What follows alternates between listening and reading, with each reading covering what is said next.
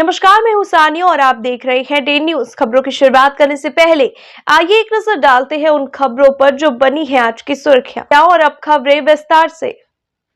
एक दर्दनाक हादसे में एक मासूम की मौत हो गई। घटना मुजफ्फरपुर के अहियापुर थाना क्षेत्र के MIT हरपुर लोहारी स्थित मदीना मस्जिद के पास की है। बताया गया कि स्थानीय मोहम्मद अरमान के करीब 3 साल का पुत्र मोहम्मद अफाक उर्फ ईशान मंगलवार की दोपहर से गायब था। काफी खोजबीन के बाद भी उसका कोई सुराग नहीं मिल पाया। बुधवार की सुबह अचानक घर के बगल में ही पानी से भरे गड्ढे में उसका शव नजर आया। परिजनों ने उसे गड्ढे से बाहर निकाला। मासूम का डेड बॉडी देखते ही पूरे परिवार में चीख पुकार मच गई। परिवार वालों ने पड़ोसी मोहम्मद नन्हे पर हत्या कर शव को पानी से भरे गड्ढे में डाल देने का आरोप लगाया है। बच्चे के पिता हैदराबाद में काम करते हैं। सूचना मिलते वे मुजफ्फरपुर के लिए चल दिए हैं। वहीं पुलिस पूरे मामले की जांच कर रही है। 6 महीना पहले ननौआ हमको धमकी दिया था कि तुमको बर्बाद कर देंगे। आज हमरे बउआ को वही पानी में डुबा दिया रे बा। हमरे घर में कोई ना था, सिर्फ हम थे। मेरी सास डॉक्टर करने गई हुई थी वो अपना दवा लाने के लिए। हमरे बउआ को वही मारा है, ननौआ मारा है। वो 6 महीना पहले धमकी दिया था कि तुमको बर्बाद कर देंगे। आज वो हमरे बउआ को ले गया, वही हमारे बउआ को डुबाया है वो पानी में। तब न वो धमकी दिया था कि कब से गायब था? बउआ को हमरे वही गुमशुदा कर दिया रे बा। डेड बॉडी कैसे मिला, कैसे पता चला कि इसमें है? हम खुद निकाले अपने हाथ से। हाँ, आपको कैसे लगा कि वहाँ पर है डूबा हुआ? हम खोजे सब जगह, लेकिन बउआ को हमरे वही उसमें डुबाए हुआ था नन्हौआ। 6 महीना पहले हमको कहा कि तुमको बर्बाद कर देंगे। यही नाला के वजह से होता था कि तुम नाला का व्यवस्था करो, पानी गिरा रहा है, इतना गड्ढा खने हुआ है, लेकिन वो व्यवस्था नहीं करता था रे बा। अगर वो व्यवस्था करता तो आज ऐसा नहीं होता। वही हमरे बउआ को डुबाया हमारे नज़र के सामने। वो हमको 6 महीना पहले धमकी दिया था कि तुमको बर्बाद कर देंगे। उसको बार बार कहा जाता था, लेकिन वो नहीं। क्या चाहती हैं आप? इंसाफ चाहती हैं? हमको इंसाफ चाहिए। हमारा बउआ इकलौता बेटा था आपका? हमारा पहला लाल था, हमारा चिराग बुझ गया। हम कैसे रहेंगे उसके बिना? हमारे बउआ को जान से वो डुबाया है, वो बल ले लिया है। 6 महीना पहले हमको धमकी दिया था, उसका कार्रवाई होना चाहिए। क्या हुआ? कल हुआ कि दवाला हम चले गए, हमरे घर में कोई मर्द ना, एगो पुतो एगो बेटी हम रहो, एगो पुतो है, एगो बेटी, एगो हम, 3 गो औरत में। आ मर्द में कोई ना। दवाला गए, दवा लेके आए ना तो कहिस कुंची पुतो की बउआ बाहरे है।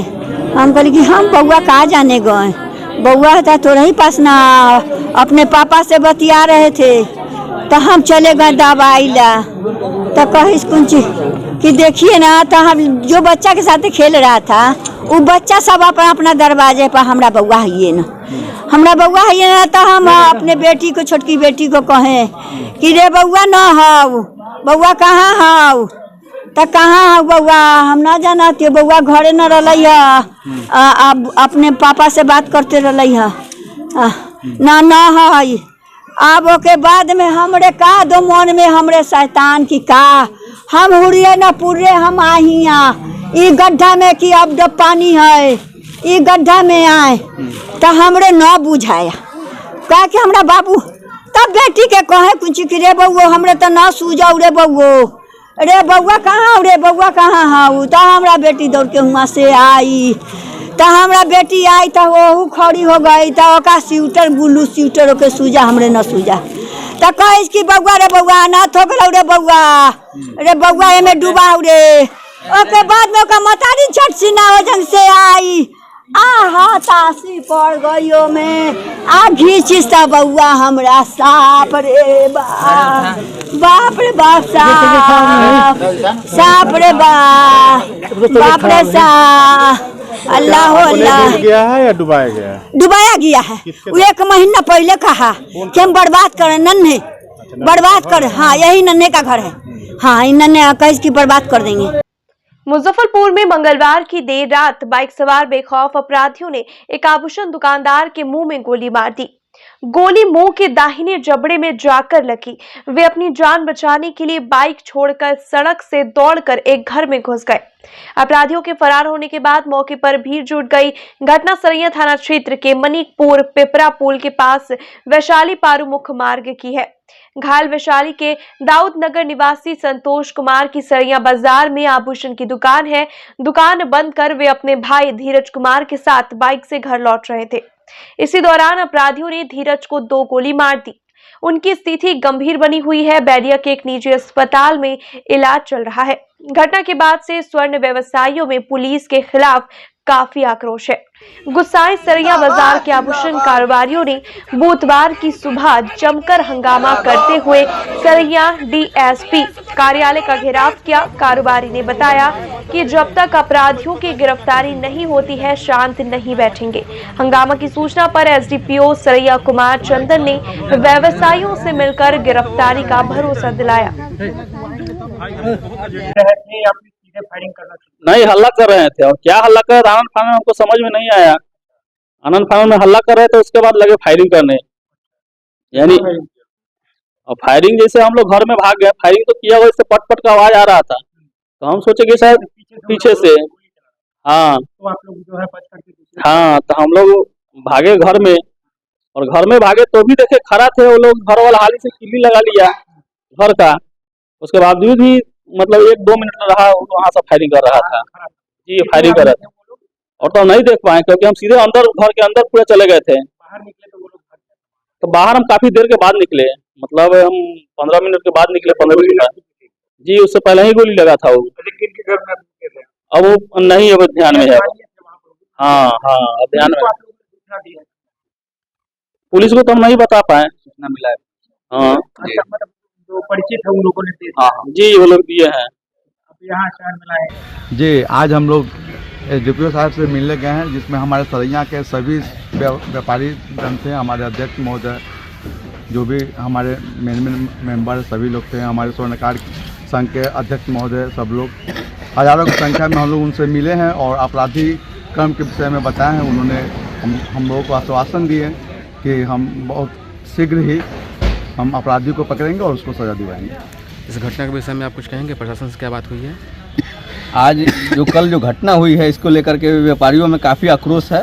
व्यापारी हम लोग की जो मीटिंग हुई है उसमें कहना है कि अगर जल्द से जल्द अपराधियों को अगर पकड़ नहीं किया गया तो हम लोग उग्र आंदोलन करेंगे और ये व्यापक रूप में बढ़ेगा। ये मुजफ्फरपुर समाहर नाले में बुधवार को आयोजित राष्ट्रीय बालिका दिवस समारोह का शुभारंभ डीएम प्रणव कुमार ने दीप प्रज्वलित कर किया।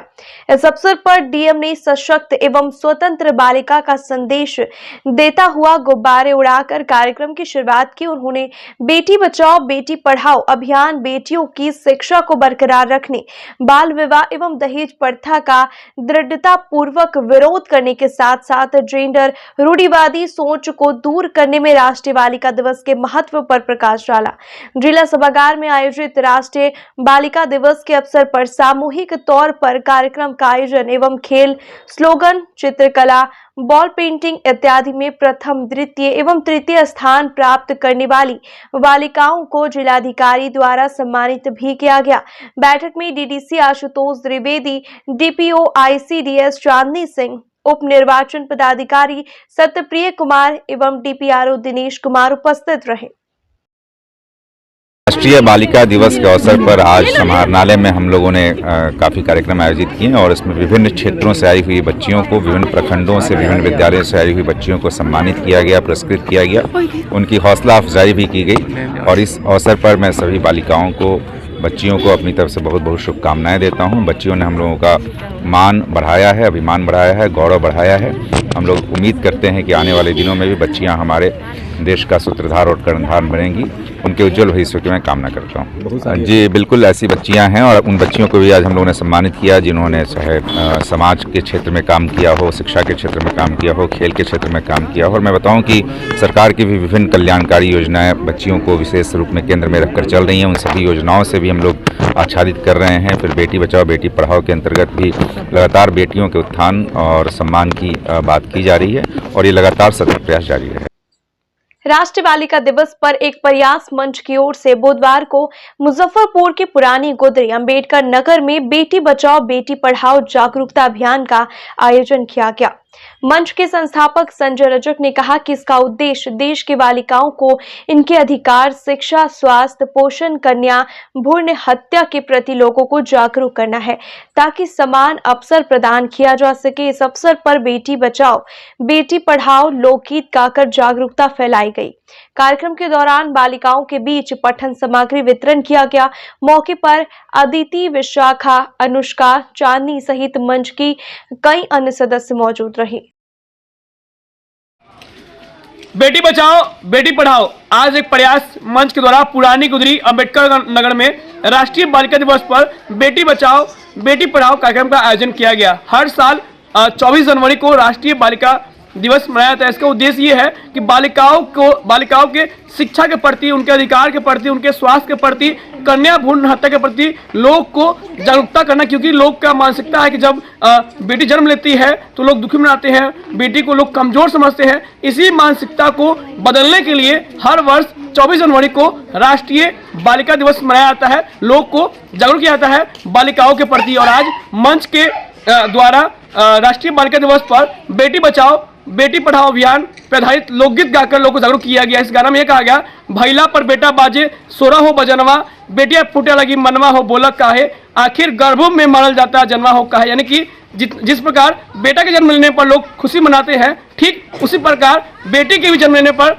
खुशी मनाना चाहिए। उनको, बेटी को भी पढ़ने लिखने का अधिकार है, उनको भी आगे बढ़ने का अधिकार है, उनको भी हर क्षेत्र में आगे बढ़ने का अधिकार है। यानी कि दोनों को समान अधिकार है। जितना हक लड़का का है उतना हक लड़की का है। इसी को देखते हुए आज मंच द्वारा बालिकाओं के बीच बेटी बचाओ बेटी पढ़ाओ अभियान में बालिकाओं के बीच, बेटियों के बीच पठन सामग्री, कॉपी, पेंसिल, रबर, कटर वितरण किया गया ताकि यही बच्चे पढ़े और अपने साथ अपने परिवार समाज का नाम रोशन करें। और साथ ही मैं संजय रजक और अपने मंच के माध्यम से आप सभी लोगों से अपील करता हूं कि आप लोग भी अपने आसपास कन्या भ्रूण हत्या, बाल विवाह, दहेज प्रथा ये सब को बंद करें और उनको सहयोग करें, बेटियों को पढ़ने का उनको अधिकार दिलवाए और उनको आगे बढ़ने का अधिकार दिलवाए। मुजफ्फरपुर में गणतंत्र दिवस का मुख्य समारोह खुदीराम बोस स्टेडियम में आयोजित किया जाएगा। सुबह 9 बजे परमंडलीय आयुक्त गोपाल मीना झंडोत्तोलन करेंगे। समारोह की प्रशासनिक तैयारियां पूरी कर ली गई है। इस अवसर पर निकलने वाली झांकियां लोगों को आकर्षित करेगी। वहीं बुधवार को संयुक्त पैरेड का फुल ड्रेस रिहर्सल संपन्न हुआ। डीएम प्रणव कुमार और एसएसपी राकेश कुमार ने जवानों से सलामी ली। गणतंत्र दिवस पर विभिन्न विभागों की ओर से मनोरम झांकियां निकाली जाएगी। निर्धारित कार्यक्रम के मुताबिक डीएम प्रणव कुमार सुबह 8 बजे आवास पर, 10 बजे कलेक्ट्रेट में और एसएसपी राकेश कुमार सुबह 10:10 पर अपने कार्यालय में झंडोत्तोलन करेंगे। इस दौरान चर्चित महादलित टोलों में भी समारोह आयोजित किए जाएंगे। 26 जनवरी का फुल ड्रेस रिहर्सल किया गया है और सभी लोगों ने बेहतर तरीके से किया है। आगामी गणतंत्र दिवस के अवसर पर हम लोग काफ़ी बेहतरीन तरीके से कार्यक्रम का आयोजन करेंगे।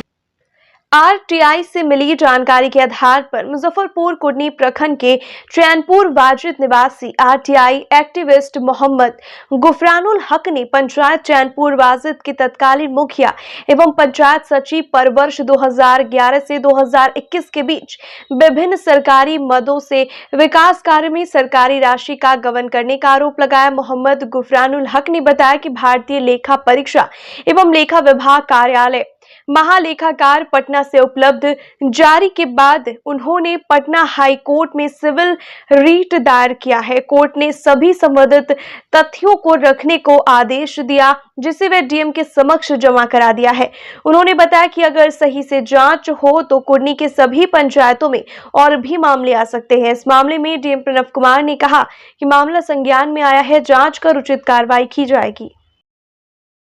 मामला जी, मैंने चैनपुर पंचायत के मुखिया के खिलाफ 2011 से लेकर 2021 तक का जो भी वो काम था उन्होंने नहीं किया है, उनके खिलाफ मैंने डीएम के पास भी किया था, उन्होंने एक्शन नहीं लिया। उसके बाद मैंने हाई कोर्ट में अपील किया। हाई कोर्ट ने पूरा मामला छानबीन करने के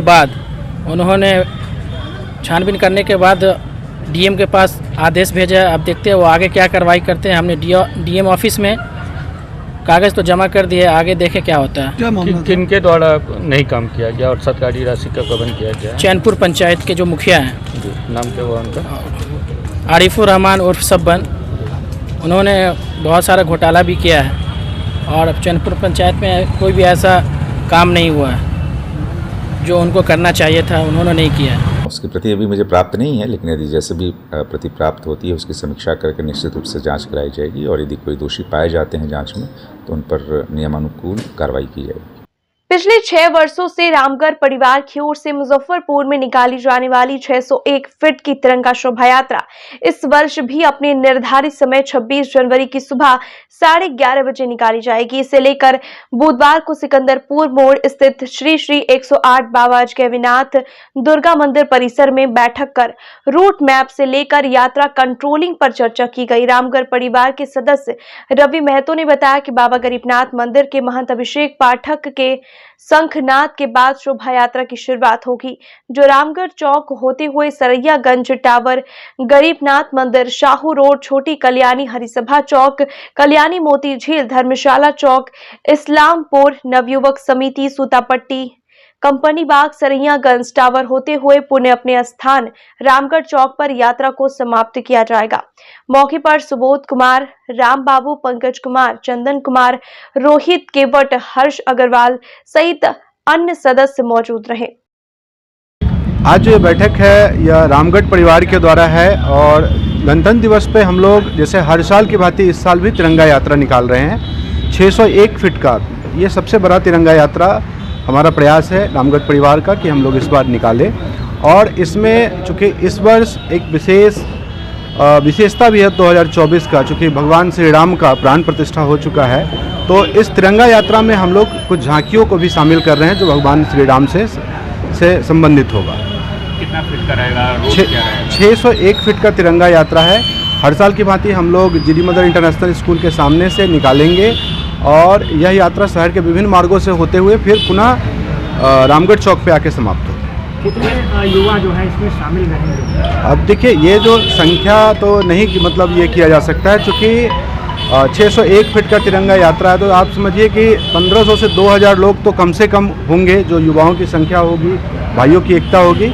बाकी संख्या का अनुमान हम लोग गणतंत्र दिवस के दिन लगा सकते हैं। उद्देश्य क्या रहता है निकालने का? देखिए, सबसे बड़ी चीज़ है कि आज के जो युवा हैं या अगर हमारे कोई भाई कहीं भटक रहा है तो इस तरह की यात्रा से हम लोग सबको जोड़ते हैं। सब लोग जुड़ करके हम लोग एक संदेश देते हैं कि देश के प्रति हमारी जो भावना है, इसका संदेश है कि हम लोग देश हित में यह यात्रा निकालते हैं कि लोगों को राष्ट्रीय भावना से, राष्ट्रीय एकता की भावना लोगों में आए। स्वतंत्रता सेनानी बैकुंठ शुक्ल की धर्मपत्नी स्वतंत्रता सेनानी राधिका देवी की 21वीं पुण्यतिथि पर अमर शहीद बैकुंठ शुक्ल स्मृति समारोह समिति के तत्वाधान में बुधवार को मुजफ्फरपुर के सरैयागंज स्थित नवयुवक समिति ट्रस्ट सभागार में आयोजित श्रद्धांजलि सभा में उपस्थित समिति अध्यक्ष रमेश केजरीवाल, सचिव रणवीर अभिमन्यु, कार्यक्रम संयोजक आचार्य चंद्र किशोर परासर, अधिवक्ता अरुण शुक्ला सहित तमाम लोगों ने राधिका देवी की प्रतिमा पर पुष्पांजलि कर श्रद्धा सुमन अर्पित किया। अरुण शुक्ला ने कहा कि बिहार में विरले ही ऐसे स्वतंत्रता सेनानी हैं जो अपने पति के साथ कंधा से कंधा मिलाकर स्वाधीनता आंदोलन में भाग लिए और जेल यात्रा की। इसमें राधिका देवी का नाम अग्रणीय है। रमेश केजरीवाल ने कहा कि राधिका देवी देश के महिला समाज की प्रेरणा स्रोत है। आचार्य चंद्र किशोर परासर ने कहा कि बिहार सरकार राधिका देवी एवं स्वतंत्रता सेनानी सुनीति सिंह के कृतित्व से नई पीढ़ी को अवगत कराने के लिए पाठ्यक्रम में उनकी जीवनी को शामिल करे। उन्होंने भारत सरकार के डाक विभाग से राधिका देवी एवं सुनीति सिंह पर डाक टिकट जारी करने की मांग भी की। अमर शहीद बैकुंठ शुक्ला की धर्मपत्नी श्रीमती राधिका देवी का स्मृति समारोह बुलाया गया है। जैसा कि आपको मालूम है, खुद्दीराम बोस प्रफुल्ल चंद चाकी के बाद 1934 में अमर शहीद बैकुंठ शुक्ला को शहीद भगत सिंह के मुखबिर फणींद्रनाथ घोष की हत्या करने के आरोप में उनको फांसी की सजा दी गई थी। और यह शहीद शायद बिहार के उन शहीदों में हैं जिनकी धर्मपत्नी भी कंधे से कंधे मिला करके भारत के स्वतंत्रता आंदोलन में अपना योगदान दी। और मात्र 2 साल शादी के बाद ये आंदोलन में कूद पड़ी और उस समय बिहार से मात्र 2 महिला ही उस आंदोलन में आई थी, राधिका देवी और राधिका देवी के पहले स्वर्गीय किशोरी प्रसन्न सिंह की पत्नी सुनीति सिन्हा। देश आजाद होने के बाद श्रीमती राधिका देवी एक शिक्षिका के रूप में कार्य करते हुए 2004 में 24 जनवरी 2004 को इनका देहांत हो गया। लेकिन आज के इस स्मृति समारोह से मैं भारत सरकार और बिहार सरकार को एक मैसेज देना चाहता हूं कि नारी शक्ति सम्मान की बड़ी बात चल रही है। कहीं बिहार रत्न बंट रहा है, कहीं देश रत्न बंट रहा है, लेकिन अमर शहीद बैकुंठ शुक्ला या श्रीमती राधिका देवी, शेरे बिहार जोगेंद्र शुक्ला, इन लोगों को वंचित रखा गया है। पूर्व विधायक केदारनाथ प्रसाद की ओर से बुधवार को मुजफ्फरपुर के गोला रोड स्थित राम भजन आश्रम में आयोजित जननायक कर्पूरी ठाकुर की जन्म शताब्दी समारोह में उपस्थित लोगों ने उनके चित्र पर पुष्प अर्पित कर नमन किया। पूर्व विधायक केदारनाथ प्रसाद ने कहा कि जननायक कर्पूरी ठाकुर को भारत रत्न की उपाधि से सम्मानित किया जाना गौरव की बात है। आज तक उनके प्रति दूरी रखने वाले भी आज उनकी महानता को सम्मान दे रहे हैं। उन्हें भारत रत्न देने से देश के संसद उनके अनुयायियों को गौरवान्वित किया है। इसके लिए भारत सरकार को धन्यवाद देना चाहिए।